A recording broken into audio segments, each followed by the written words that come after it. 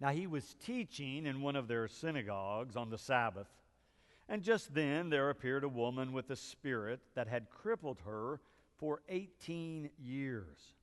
She was bent over and was quite unable to stand up straight. When Jesus saw her, he called her over and said, "Woman, you are set free from your ailment."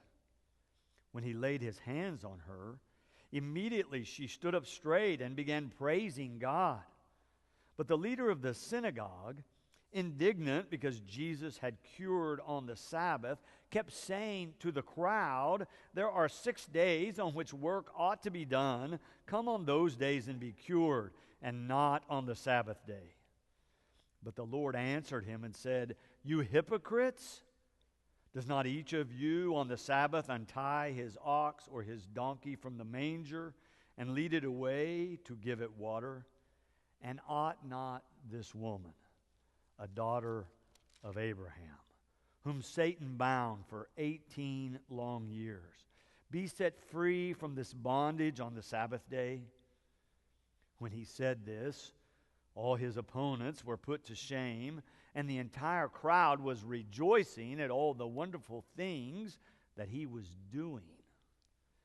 This is the word of God for the people of God. Thanks be to God.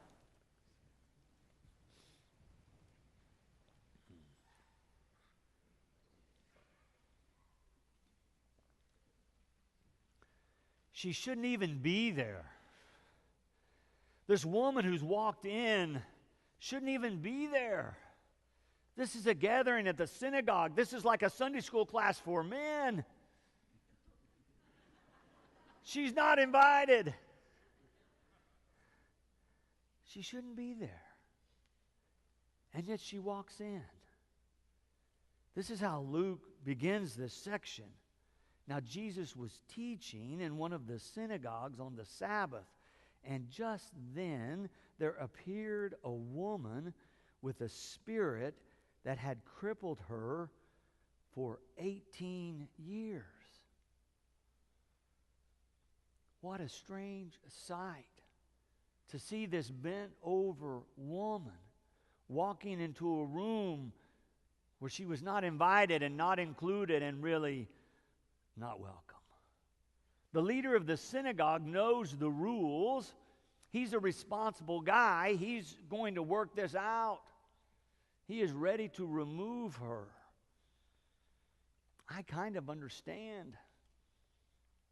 Just imagine if you were here in Sunday school or even here in the sanctuary this morning and somebody just came through the door, didn't quite look like us, not quite dressed like us, kind of wandering and staggering in.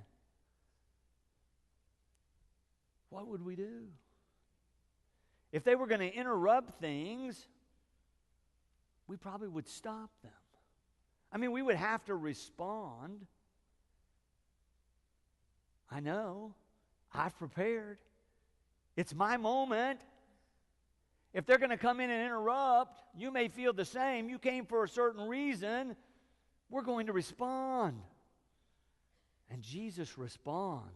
Luke tells us in verse 12, when Jesus saw her, he called her over and said, "Woman, you are set free from your ailment." What in the world is Jesus doing? She shouldn't even be here. He surely shouldn't be talking to her. And now he's going to touch her. Everybody must have been thinking, no scripture study is going to work out today. This thing has gone off the tracks. We've gone awry here. But he talks to her, and surely enough, he touches her and heals her. Luke goes on with the story in verse 14. But the leader of the synagogue, indignant because Jesus had cured on the Sabbath, kept saying to the crowd, "There are 6 days on which work ought to be done. Come on those days and be cured, and not on the Sabbath day." And as I read that, I think he has a point. If you need to see me, or if you need to be a part of the church, lots of days to come. I'm here about every day. Come see me then. Don't come right now and interrupt what we have planned and what we have going and what we think is going to happen. Kind of reminds me of something that happened here just a few weeks ago. I'd finished the early service, the 8:30 service, had been shaking hands. Everybody had dispersed, gone on to coffee or breakfast or Sunday school or where they were going to go. I was scheduled to teach Sunday school. I had my lesson. I'm thinking about it. I'm on my way to the classroom, and just before I go into the classroom, a couple of our members kind of gesture, and I turn to see a woman who is several months pregnant. They whisper to me, she says she needs to see a pastor. And so I introduce myself, find out her name, ask her what's going on. And she says, well, and kind of gestures to a gentleman standing behind her I hadn't noticed. She said, we are traveling from Texas to Kansas City. We're on the bus. We stopped to stay in Tulsa overnight. We stayed in a hotel room. They asked for a $200 deposit. We put it down. He smoked a cigarette during the night. It was a non-smoking room, and they kept our $200. And now we don't have any money for bus fare. Can you help us? And I'm thinking about my Sunday school lesson. I'm a little indignant. I'm making some judgments in my mind about, well, you kind of created this yourself, didn't you? You've made some bad decisions before you got here. And yet I also kept hearing in my mind Jesus saying things like, love your neighbor as yourself. You'll be known as my disciples if you love, if you do the good for one another. Or that story where he talked about everybody loves those who love them, but who will love the whole world? And he ends that by saying, well, those who follow me. Therefore, be merciful or compassionate, some translations say. Some say perfect, some say loving. Be merciful or compassionate like your Father in heaven. So I say, okay, we can help you, but I've got to go teach Sunday school, so you're going to have to wait until I have a moment where I can find out more about what's going on and how we might be able to respond in an appropriate way. I asked those who had escorted them up to take them downstairs so they could get coffee and a snack while they were waiting. Luckily, I work with a great team of people, and Brenda Reed, our administrator, and Sarah Pugh Montgomery were both here that morning. They were not scheduled to teach. They saw them downstairs. They went ahead and talked with them and assisted them. But I can identify with the leader of the synagogue. I understand the leader of the synagogue trying to keep order and avoid distractions and stay focused because we have work to do. There are people coming that we're committed to serving on a Sunday morning on the Sabbath. Yet, in this story from Luke, that doesn't seem to be the priority for Jesus. He keeps doing things and saying things that mess this whole situation up and really make the rules all muddy in terms of what's going on. I mean, Luke tells us he stops talking to the congregation that's come to hear him, and he goes over and begins to talk to the woman. Stops teaching to talk to the woman, I thought to myself. Now, I don't know if that's fair. He starts talking to her. He says she's set free. He touches her. Luke says she is healed. And then I realize he is still teaching. Oh, he's quit talking to the congregation. He's talking to the woman. But everyone is watching. And he is still teaching. as he so often does, he's challenging the norms and the rules and the regulations of organized religion. He knows what he's doing. The synagogue leader sees him and doesn't quite understand what he's doing yet, I don't think, and keeps trying to tell the crowd, now listen, there's 6 days that you can come here for work. You could be cured then, but not today. But that's just it.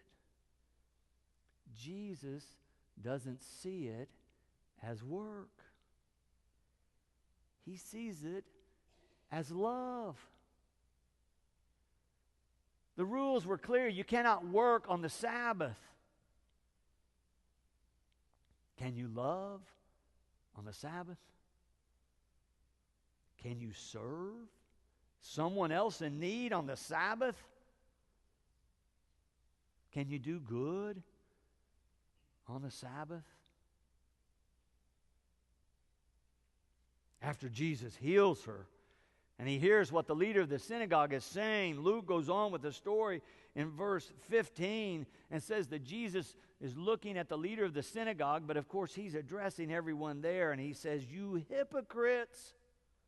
Does not each of you on the Sabbath untie his ox or his donkey from the manger and lead it away to give it water? And ought not this woman, a daughter of Abraham, whom Satan bound for 18 long years, be set free from this bondage on the Sabbath day? The spirit of the law is elevated above the letter of the law. Jesus sees himself coming to reveal to us this love of God, and sometimes he crosses the lines of normal, everyday religious practice to do just that. In this situation, he's saying, aren't people just as important as your animals? Surely people are more important than religious rules and regulations. Surely, if we have opportunity to extend the love of God, we should jump at the chance. We should move on that opportunity. Jesus embodies a notion of love that reveals God's intention that all of us, experience the goodness or fullness of life. Jesus sees this woman who's been bound for 18 years, and he cannot help but respond. He acts to set her free. I tried to think if we were doing that here at Boston Avenue and all the many ways that we might be doing that. I thought about our compassion ministry that we've started on Thursday nights, working with a population of people that are really struggling, some with mental health issues, some have had devastating physical injuries that they're trying to recover from, some from addiction issues, some fighting depression or other mental illness. We're trying to see them and act to set them free. Our ministry offers them support of a faith community where they can come and worship and pray and eat a freshly made meal and have dinner with some of us and have a conversation if they want and participate in Holy Communion if they would like before they leave. Let me give you just one example of how this works. There was one of our participants, one woman who came. I've gotten to know her. She's told me her story. She said she grew up in a household that was abusive, that she was physically abused as she was growing up. She finally got old enough to move out, ran away, ended up on the streets, got abused some more.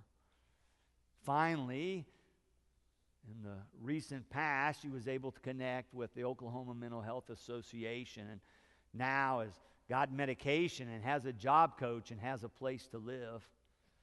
But what the Mental Health and Others Association and others had told us when we were beginning to start this is that they can help with the job They can help with the housing. They can help with the medication. There's a gap, though, they said, in Tulsa for these people we work with because they try to go to church and they're not welcomed.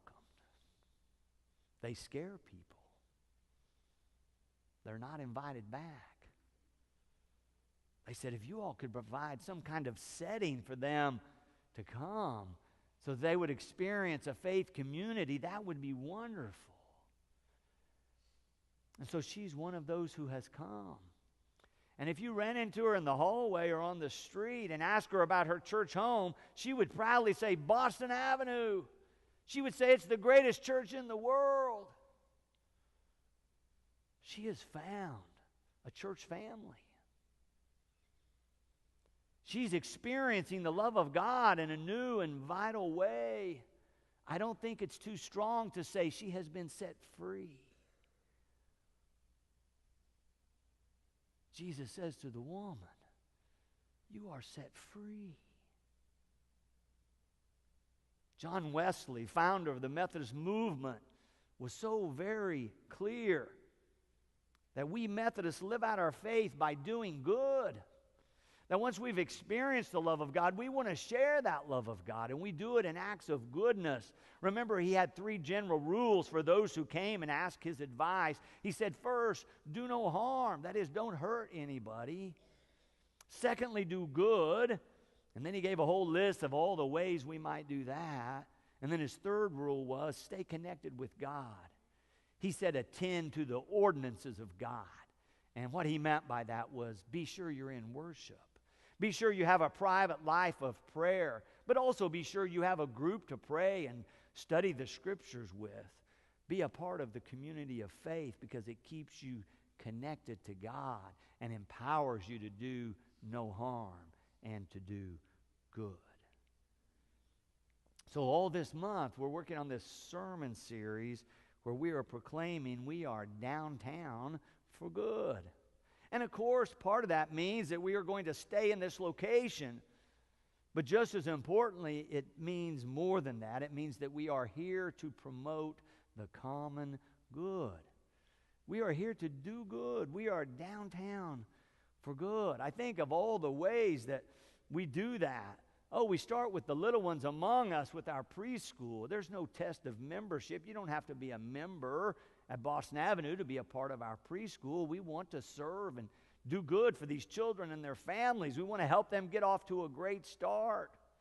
We partner with Burroughs Elementary School and work with so many other of the Tulsa schools now because we want to support those teachers and we want those students to have the best possible experience in terms of the educational environment so they can grow and learn and become contributing members of our society. We've started our Sistema Tulsa Orchestra, now expanded to the choral program, because we believe that we can inspire these children to greater heights, that they will develop a sense of themselves that's so much more powerful and will lead them to believe that God has blessed them and given them talents and that they can go and use those talents and succeed in our society.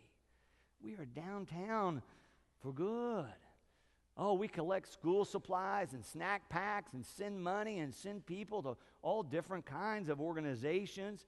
But we want to work with those close to us like Lindsay's House and Pearl's Hope and Restore Hope, our St. Luke's Redemption Church, all of them in or around the downtown doing good.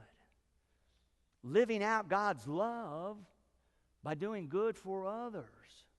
We want to be a part of that. We want to lift people up. We are downtown for good. You understand?